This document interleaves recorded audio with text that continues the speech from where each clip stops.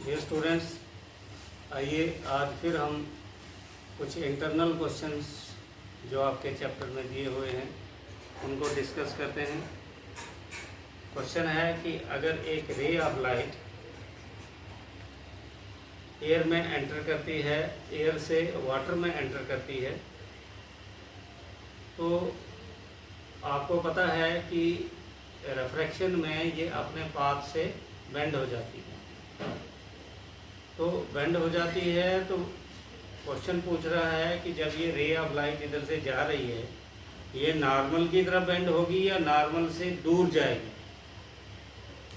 तो dear students, light ray normal की तरफ जाएगी। क्यों जाएगी? हवा एक पतला मीडियम है और पानी हवा के कंपैरिजन में डेंसर मीडियम है।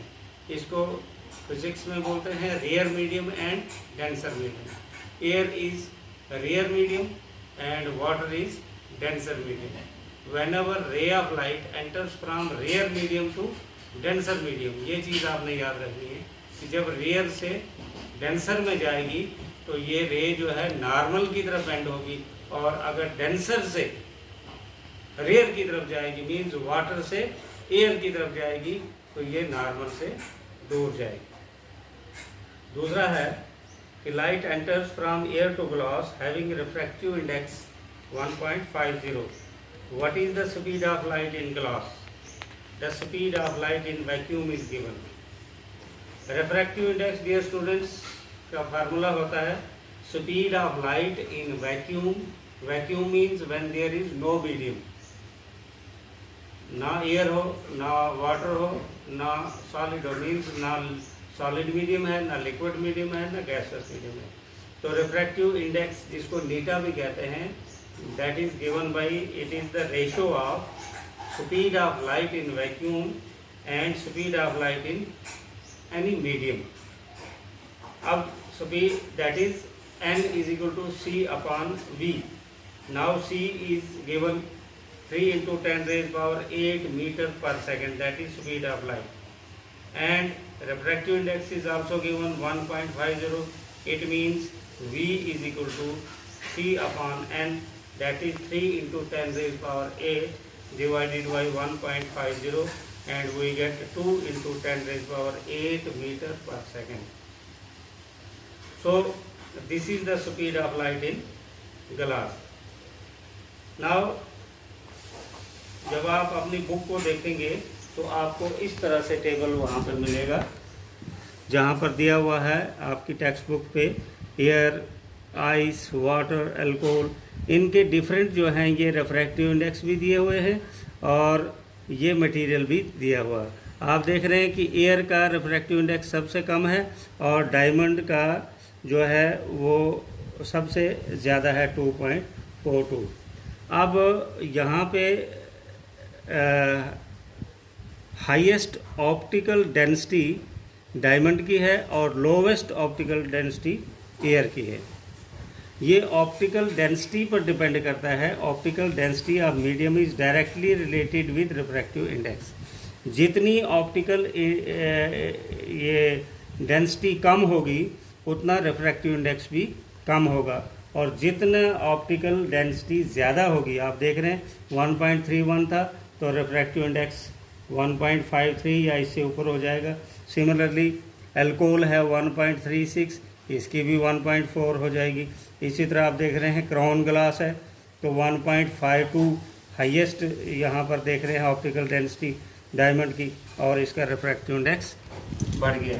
तो जितनी ज़्यादा ऑप्टिकल डेंसिटी होगी उतनी ज़्यादा रिफ्रैक्टिव इंडेक्स बढ़ जाएगा।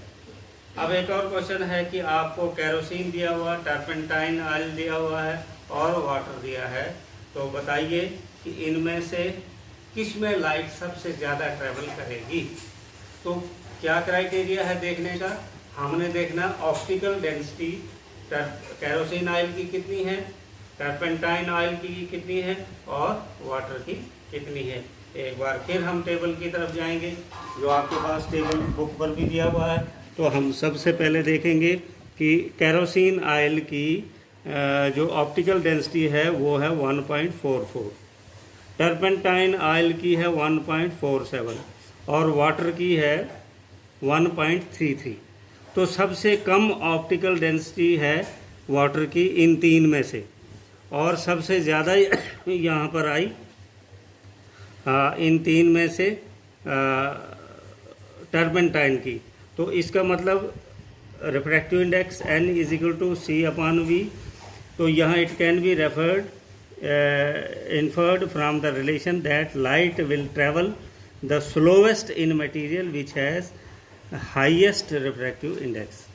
जिसका रिफ्रैक्टिव इंडेक्स सबसे ज़्यादा होगा उसमें लाइट सबसे स्लो चलेगी, और इसका मतलब डायमंड में इसकी स्पीड सबसे कम होगी। Out of turpentine, kerosene and water, light travels fastest in water.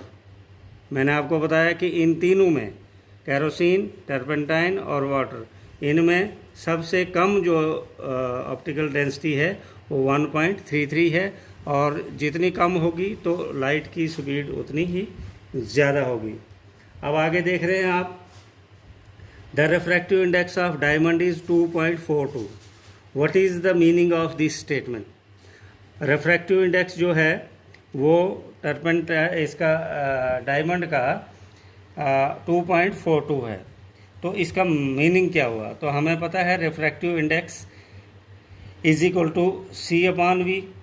Refractive index हमारे पास दिया हुआ है 2.42 is equal to 3 × 10⁸ that is the speed of light divided by V, और V निकालना है तो V is equal to 3 × 10⁸ divided by 2.42।